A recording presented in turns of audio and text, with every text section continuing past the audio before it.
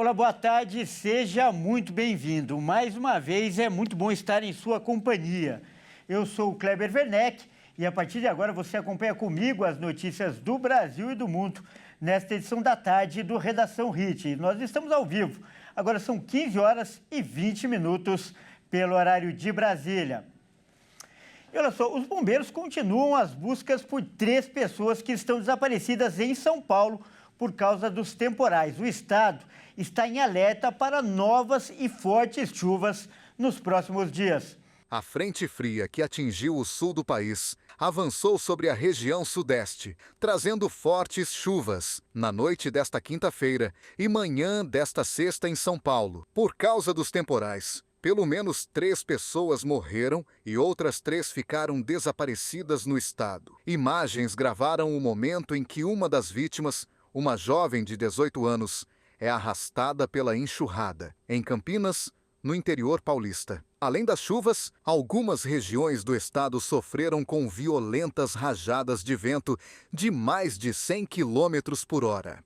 Nessa sexta, a previsão é que o tempo ainda deve permanecer instável. A Defesa Civil Estadual informou que há condições para ventos fortes de até 70 km por hora na Grande São Paulo e na Baixada Santista.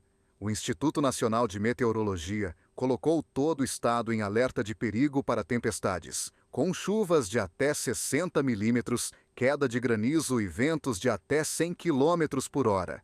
O Instituto ainda adverte para risco de quedas de árvores e alagamentos que podem causar cortes de energia elétrica. Segundo a Enel, cerca de 68 mil imóveis estavam sem luz nesta sexta-feira, na região metropolitana de São Paulo. A previsão é que a chuva continue neste final de semana.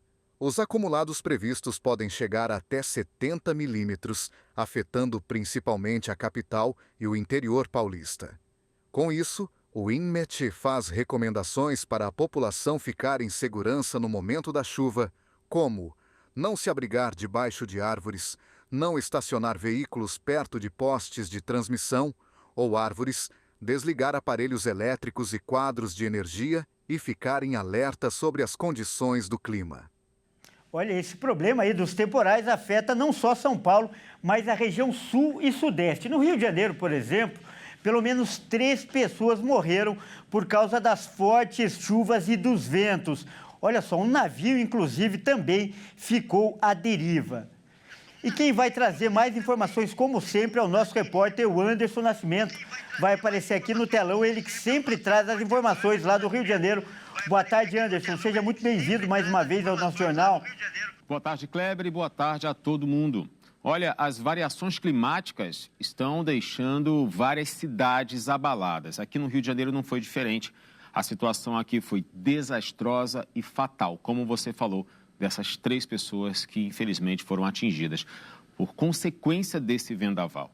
As pancadas de chuva e fortes ventos causaram destroços e mortes no estado fluminense. Durante o vendaval, o muro de uma obra da SEDAI, em Nova Iguaçu, na Baixada Fluminense, caiu, deixando 3 operários mortos. Os destroços e as consequências foram além disso. No mar, o navio mercante Abreu e Lima, que estava em reparos na Ilha do Governador, se desprendeu do cais após o rompimento dos cabos de amarração, encalhando a cerca de 200 metros do estaleiro. Entre os bairros da capital, os mais atingidos foram Bangu, Grota Funda, Recreio e Jacarepaguá, na Zona Oeste, Lapa e outras áreas no centro e também Ilha do Governador e Anchieta, na Zona Norte. As equipes da Prefeitura do Rio foram acionadas para bolsões d'água que atrapalhavam a cidade. Choveu também em áreas de outras cidades da região metropolitana, como São Gonçalo. A BR-101 foi fechada nos 2 sentidos, na altura do quilômetro 302, devido à queda de cabos sobre a via. De acordo com a Artéries Fluminense, a fila de 4 quilômetros de carros que aguardavam a liberação da pista em ambos os sentidos. No transporte aéreo, também houve consequências por conta do vendaval. No período da tarde de ontem, houve um registro de vento com velocidade de 87 km por hora no aeroporto de Galeão, na zona norte da capital. E por conta disso, o aeroporto estava operando pousos e decolagens por instrumentos. 3 voos foram cancelados e 4 alternados para outros aeroportos. Olha, Kleber, os desastres não aconteceram só aqui na região metropolitana ou Baixada Fluminense, como eu falei. Fora dessa região, também, olha aí, na Costa Verde, a ventania quase provocou uma tragédia no cais de Abraão, na Ilha Grande, em Angra dos Reis. Um grupo de pessoas quase foi atingido por telhas que foram arrancadas pelas rajadas de vento. Uma reação rápida e dinâmica garantiu a vida dessas pessoas. E como vimos na reportagem agora há pouco, né, sobre São Paulo, o Instituto Nacional de Meteorologia também informou que aqui no Rio a previsão de chuva é de 20 a 50 milímetros de chuva por hora. E a força, né, dos ventos é bem intensa. Ele pode chegar de 40 a 60 quilômetros por hora. Então fica já uma orientação para estar no lugar seguro, né, que se for um lugar de perigo ou que haja riscos, é melhor se prevenir e ir para um lugar um pouco mais estável. É com você, Kleber. Tá certo, Anderson. Impressionantes aí as imagens que você mostrou para a gente, que mostram toda a fúria da natureza. Muito obrigado pela sua participação, Anderson. E olha, no sul do país a situação também é complicada. O Rio Grande do Sul registrou ventos acima de 100 km por hora por causa da passagem de um ciclone extratropical. 51 cidades do estado tiveram muitos estragos. Vamos conferir agora com a repórter Kátia Fantin. O ciclone extratropical que se formou entre o Uruguai e a região da fronteira com o sul do Brasil nesta quinta-feira provocou tempestades em diversas regiões, além de rajadas de ventos que ultrapassaram os 100 km por hora. Aqui no Rio Grande do Sul, diversos municípios sofreram algum tipo de impacto relacionado ao fenômeno. Entre os estragos registrados estão quedas de árvores, destelhamentos e interrupção do fornecimento de energia elétrica em milhares de imóveis. Uma imagem que assusta aconteceu na cidade de São Francisco de Assis, na região central, onde o telhado de um galpão foi levado pela força das rajadas. Só houve danos materiais e ninguém ficou ferido. Mas os gaúchos ainda devem ficar em alerta. Segundo informações da Climatempo, ao ciclone se deslocar para o mar, o fenômeno poderá formar uma nova frente fria, causando temporais com risco de granizo e ventos de até 100 quilômetros em áreas isoladas, levando ventos de até 85 quilômetros por hora, especialmente em toda a faixa leste do estado.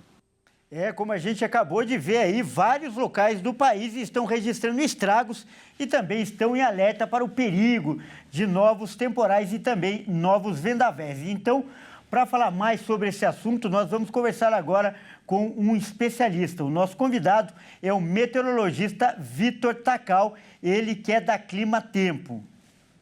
Boa tarde, Vitor. Seja muito bem-vindo. É um grande prazer recebê-lo no nosso jornal.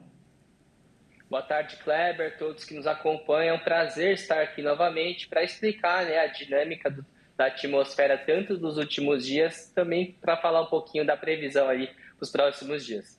Muito bom, Vitor. E como você falou, para explicar, né, para as pessoas entenderem tamanha violência que a gente viu aí nessas imagens. Por favor, qual que é o motivo? O que gera temporais e ventos tão fortes aí como a gente acabou de ver? Como foi transmitido há pouco, né, tivemos nessa semana a formação de um ciclone extratropical ali na região entre o norte da Argentina, Uruguai e o extremo sul do Rio Grande do Sul. Esse evento é um sistema de baixa pressão atmosférica que tem como característica justamente o avanço, a formação dessas áreas de instabilidade, também vendavais, fortes vendavais, né? E aí associados muitas vezes com destruição, principalmente em áreas vulneráveis, né? Então, né, nos últimos dias, mais ou menos ali a partir da última quinta-feira, tivemos a formação e deslocamento do sistema. Esse sistema, quanto menor for a pressão atmosférica no seu centro, mais intensos são os ventos associados a ele, né? Então, tínhamos aí um ciclone forte, com a pressão baixa, e aí os ventos associados a este sistema começaram a se deslocar, a soprar ali pelo estado gaúcho, né, no decorrer da quinta-feira. Então, tivemos aí a formação de algumas linhas de instabilidade que avançaram sobre o estado gaúcho, e essas linhas de instabilidade são é exatamente como tem o nome, né? É uma linha bem grande, né, em extensão territorial, de bastante nuvem convectiva, nuvem associada a evento de chuva forte, né? Essas nuvens varreram o estado gaúcho e aí, junto com as chuvas, né, junto com esses temporais, essas fortes rajadas de vento. E, Vitor, você salientou muito bem aí a importância, né, da passagem desse ciclone e as consequências que ele traz. Então, para as pessoas que nos assistem de uma forma mais simples possível, como acontece a formação de um ciclone, por favor?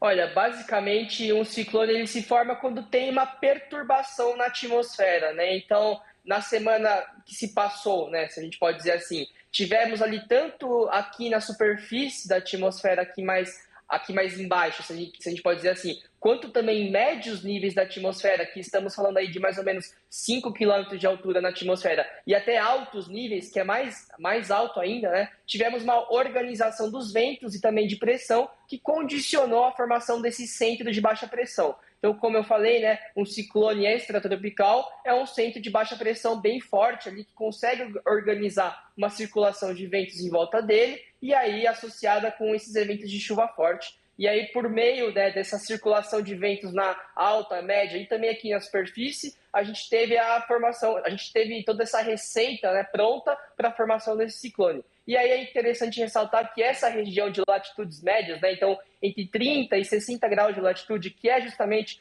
onde fica ali a região do Uruguai e Rio Grande do Sul, é bem característica, né? Já é bem característica pela formação de sistemas de baixa pressão. E aí, se tiver uma condição da atmosfera favorável a uma baixa pressão mais forte, que consegue se organizar se adequar aos atributos para a formação de ciclone, aí sim vai ter a formação de ciclone extratropical. Para finalizar, então, Vitor, no domingo nós vamos ter aí a votação do segundo turno em várias cidades. São 51 cidades em todo o país. Quais as regiões devem ficar atentas para temperaturas, especialmente tempestades e ventos fortes?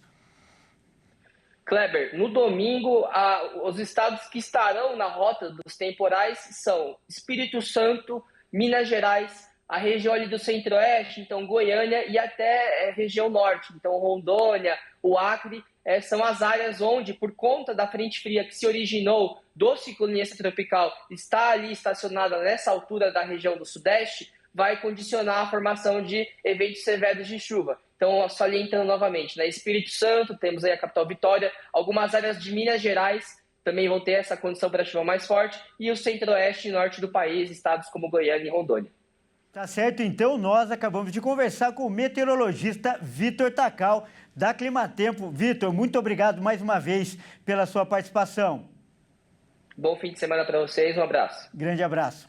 Vamos mudar de assunto por enquanto e lembrar, né, como a gente viu agora há pouco falando da meteorologia, que domingo acontece o segundo turno das eleições municipais. E o Brasil registra, olha só esse número, mais de 10 denúncias de assédio eleitoral por dia desde o início da campanha. Vamos conferir aí na reportagem.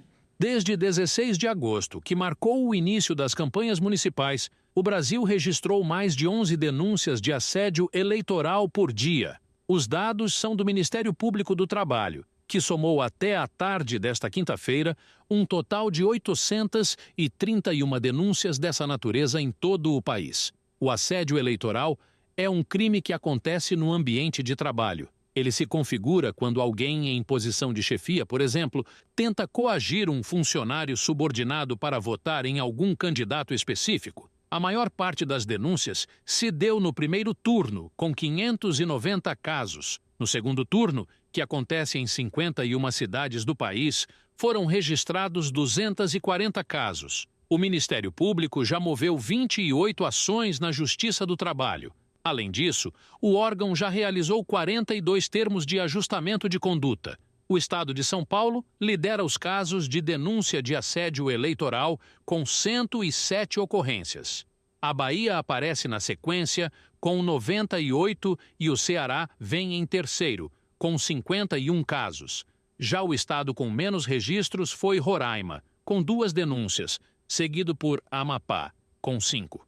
Apesar de ainda altos, os números já são menores que os das eleições de 2022. Naquele ano, o país registrou mais de 3.600 casos de assédio eleitoral, até o fim do ano.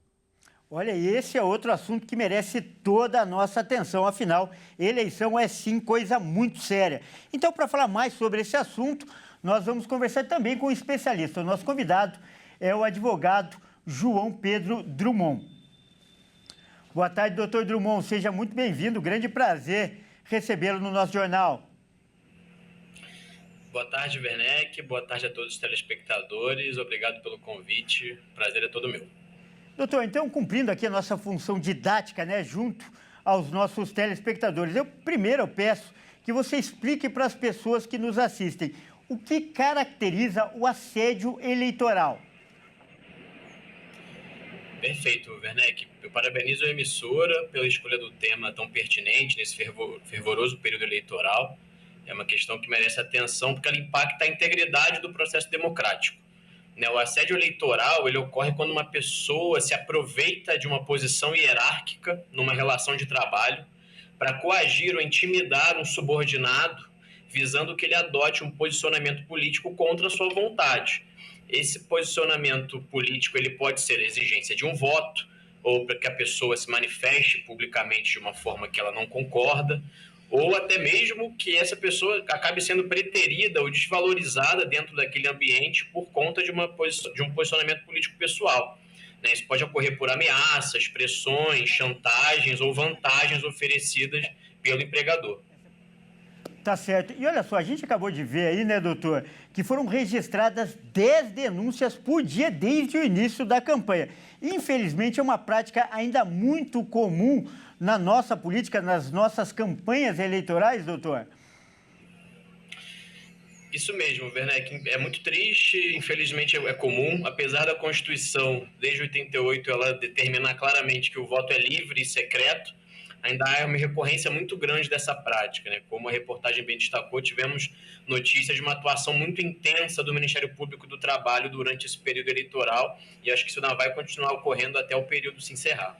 Então, para a gente cumprir o nosso papel e ajudar a combater essa prática, se a pessoa identificar esse tipo de assédio, como ela deve fazer para denunciar? Ela procura a polícia, o Ministério Público, a Justiça Eleitoral, enfim. Qual é a orientação que você dá para as pessoas, doutor? Perfeito, Werneck. A gente precisa só dar um passinho atrás para entender que essa conduta ela se divide em duas repercussões. Ela tem um viés criminal e tem um viés trabalhista, laboral, muito forte. Ela pode configurar, sim, a prática de crime eleitoral, seja pelo oferecimento de vantagem para a obtenção de um voto em favor de uma pessoa ou para que uma pessoa se abstenha de votar, ou ainda, se houver, seria uma outra figura, um outro crime, se houver um emprego de violência ou grave ameaça para coagir alguém a votar em determinado candidato. Esses dois crimes, do artigo 299 e 301 do Código Eleitoral, têm uma pena de até 4 anos de detenção e multa. Então, essas seriam as nuances, as repercussões do ponto de vista criminal. Do ponto de vista trabalhista, podem ocorrer sanções ao empregador, à empresa, em que isso estiver acontecendo por meio de uma atuação do Ministério Público do Trabalho. Pode ocorrer a aplicação de multas e o trabalhador, o empregado coagido, ele pode pleitear danos morais, pedir a rescisão indireta do contrato de trabalho ou coisas do tipo. Então, por conta dessa nuance dupla, dessa conduta, é importante que o empregado coagido ele procure sim a autoridade policial ou ele pode procurar também diretamente o Ministério Público do Trabalho. O próprio Ministério Público do Trabalho tem a prerrogativa, tem o dever, na verdade, de, recebendo uma notícia de assédio eleitoral, que ele encaminhe isso à autoridade policial para que apure caso haja suspeita de crime. Então, o cidadão, obviamente, deve procurar assistência jurídica e procurar as autoridades, podendo ser o Ministério Público do Trabalho ou a autoridade policial. Excelente essa explicação, doutor, para ajudar as pessoas a entenderem melhor. Afinal, são duas questões envolvidas, uma criminal e a outra eleitoral, e é preciso ficar atento a isso. Mas, doutor, provar esse tipo de assédio é difícil? O que pode servir como prova até para a gente ajudar nessa orientação que o senhor vem dando aí de forma brilhante? Perfeito, Werneck. Existe o viés criminal, o eleitoral, que se misturam, e o viés trabalhista. Então, existe mesmo essa dificuldade probatória, de comprovar essa narrativa do empregado. Porém, é um detalhe que essas condutas elas não costumam ser isoladas, elas costumam ser reiteradas e sistemáticas dentro de um ambiente que isso acontece reiteradamente. Então, isso abre a possibilidade para que pessoas diferentes que tenham sido vítima dessa prática tenebrosa, que se auxiliem, se suportem entre si e possam servir de prova testemunhal uma para a outra, caso, de fato, essas denúncias reverberem e deem início a um procedimento apuratório. Então, é importante sempre se comunicar, procurar ajuda, de repente procurar os recursos humanos daquela empresa, ver se outras pessoas estão sofrendo uma pressão ou sofrendo um assédio semelhante, para que, de forma coletiva, isso possa reverberar e garantir a punição adequada a quem estiver praticando essa prática. Tá certo, então nós acabamos de conversar com o doutor João Pedro Drummond, ele que é advogado. Doutor, muito obrigado pela sua participação, mais do que a sua participação no nosso jornal, a sua contribuição para a democracia. Eu que agradeço a todos, uma boa tarde. Grande abraço. Olha, a gente continua falando de eleições, só que agora lá nos Estados Unidos. Isso porque lá faltam 2 semanas para a votação, né? Para a grande votação, e nada está definido. As pesquisas mostram um raro empate entre os 2 candidatos à presidência, a Kamala Harris e o Donald Trump. As eleições nos Estados Unidos acontecem no dia 5 de novembro. E apesar da data estar muito próxima, os candidatos correm contra o tempo para conquistar mais alguns eleitores. Isso porque nada ainda está resolvido. De acordo com a pesquisa do New York Times e Siena College, a disputa à Casa Branca está muito acirrada. Ambos candidatos estão em um empate raro. Kamala e Trump têm 48% de intenção de voto cada um. A democrata e o republicano aparecem empatados pela primeira vez no levantamento. Segundo o jornal, o eleitorado raramente pareceu tão igualmente dividido. Desde que Kamala Harris assumiu a candidatura democrata após a desistência do presidente Joe Biden, ela e Trump apareceram em situação de empate técnico na maioria das pesquisas de intenção de voto, mas até o momento não haviam pontuado de forma exata como aconteceu desta vez. Ao revelar as porcentagens, o jornal chamou o eleitorado de impossivelmente e inabalavelmente dividido. Ainda segundo o jornal, essa pode ser uma má notícia para Kamala, se levar em comparação. Eleição recente. Isso porque nas pesquisas em que os democratas mantinham vantagem na intenção de voto ao longo da corrida, o resultado das urnas foi favorável ao Partido Republicano. A pesquisa New York Times e Siena College entrevistou mais de 2.500 eleitores entre 20 e 23 de outubro. A margem de erro é de cerca de 2,2 pontos percentuais, para mais ou para menos. E para que você sempre fique bem informado, nós vamos falar mais sobre esse assunto com outro especialista. Agora, o nosso convidado é o professor Vladimir Feijó, que é especialista em relações internacionais. Boa tarde, professor. Sempre uma grande honra, um grande prazer recebê-lo aqui no nosso jornal, né? Seja muito bem-vindo. Satisfação, Kleber. Saudade. Obrigado pelo convite e pelo espaço. E olha, a gente acabou de ver aí uma disputa historicamente acirrada, né? Esse empate é raro aí na história das eleições norte-americanas. Então, eu queria que você fizesse uma análise desse empate, né? Dessa dificuldade, dessa paridade toda. E pergunto, vou um pouco mais além. Essa promete ser a eleição mais acirrada até da história do processo eleitoral dos Estados Unidos? Então vamos em parte, Kleber. Além da subdimensionamento da eleição de candidatos do Partido Republicano pelos institutos de pesquisa, não conseguiram ajustar aí os seus cálculos estatísticos para representar mais fidedignamente o que a população deseja. Tem o outro fator, que a eleição americana não é decidida pelo voto popular, e sim pelo colégio eleitoral. E por essa distribuição de tendência de maioria nos diferentes estados, já que a candidata ou candidato que obtiver mais votos em cada estado leva todas as cadeiras do colégio eleitoral, exceto em 2 estados, há uma probabilidade de que o Donald Trump vença, porque entre os 7 estados que estão aí sem maioria garantida, ele precisa ganhar em apenas 3 deles. Se levar a Pensilvânia, dependendo da composição, só até mais um pode ser suficiente para ele obter a vitória, fazendo o trabalho muito mais difícil para Kamala Harris. Segundo ponto, essa sua pergunta de ser a campanha ou eleição mais acirrada. De fato, tudo caminha para ser uma eleição decidida na casa de milhares de votos e não dezenas de milhares de votos. E como eu chamei a atenção, em apenas alguns poucos estados. Naqueles estados com gigante população, Califórnia, Nova York, Texas ou Flórida, as maiorias já estão garantidas. Portanto, a gente vai ignorar esse fator. A gente vai considerar apenas aquela diferença definitiva para compor a maioria no colégio eleitoral, e isso deve ficar nos milhares de votos. Realmente bem apertado, e quem ganhar deve ter contestada perante a opinião pública o seu mandato, né? A sua presidência. Olha, faltam apenas 2 semanas, você descreveu de forma muito brilhante e detalhada o quadro hoje. Então, diante dessa descrição que você acabou de fazer, o que vai ser decisivo para um ou outro lado vencer?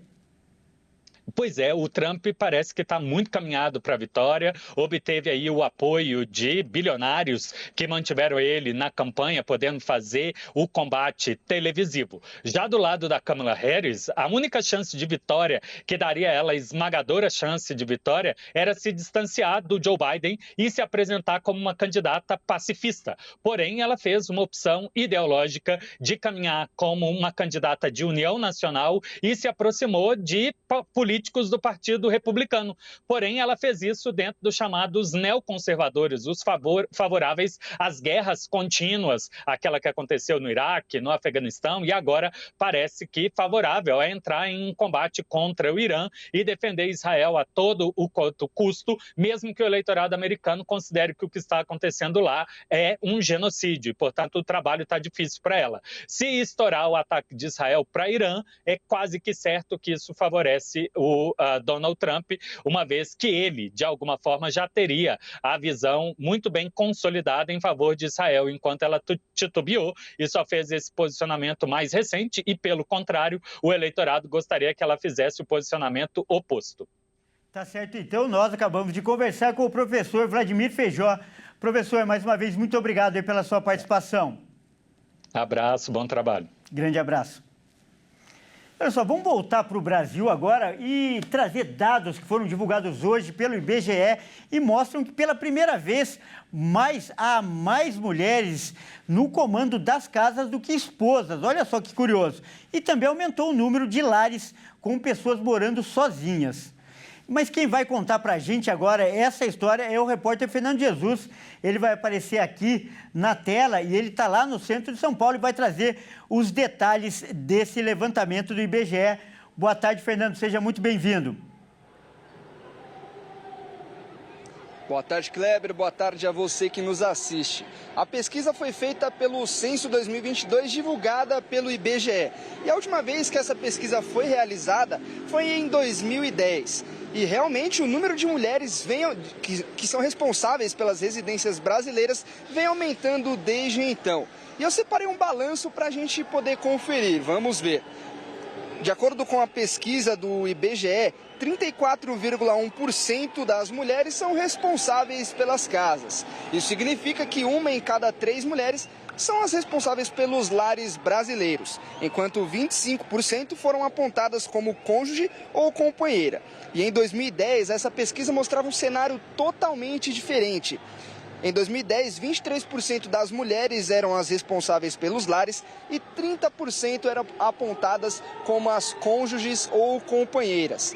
E este número vem se aproximando cada vez mais da parcela dos homens, que são apontados como os responsáveis pelos lares brasileiros. A mesma pesquisa aponta que em 2010, 39% dos lares eram comandados pelas mulheres. E esse número agora saltou para 49%, enquanto no mesmo ano de 2010, 61% dos homens respondiam pelos lares brasileiros E agora, com a última pesquisa feita pelo IBGE, aponta que este número caiu para 51%. Então podemos ver aí uma disputa bem equilibrada entre mulheres e homens respondendo pelos lares brasileiros. E como você mencionou agora há pouco, uma outra pesquisa sobre os lares brasileiros é sobre as pessoas que passaram a morar sozinhas. Essa pesquisa também foi realizada pelo censo do IBGE e a pesquisa apontou que a maioria das pessoas que moram sozinhas são as pessoas com 60 anos ou mais. E a pesquisa aponta que aproximadamente 28% dos idosos com 60 anos ou mais moram sozinhas. Então, a pesquisa aponta que as pessoas estão preferindo morar sozinhas do que com algum parceiro. É com você, Kleber. Tá certo, Fernando. Muito obrigado aí por essas informações. Bom, é isso aí. A gente acompanhou de perto aí a divulgação dessas pesquisas e a mudança na sociedade, né? E é bom e importante a gente lembrar que no domingo a Rede TV vai fazer a cobertura completa das eleições, as cidades, né, onde acontece o segundo turno. São 51 cidades em todo o país e a partir das 17h30 nós estaremos ao vivo. Eu também aqui em São Paulo acompanhando toda a apuração. Você é nosso convidado. E essa edição fica por aqui. Eu agradeço demais a sua companhia. Você que não é de São Paulo e não está na TV Hit, fique agora com a sua programação local. Não se esqueça que às 18h30 a gente volta com mais jornalismo para você. Até mais.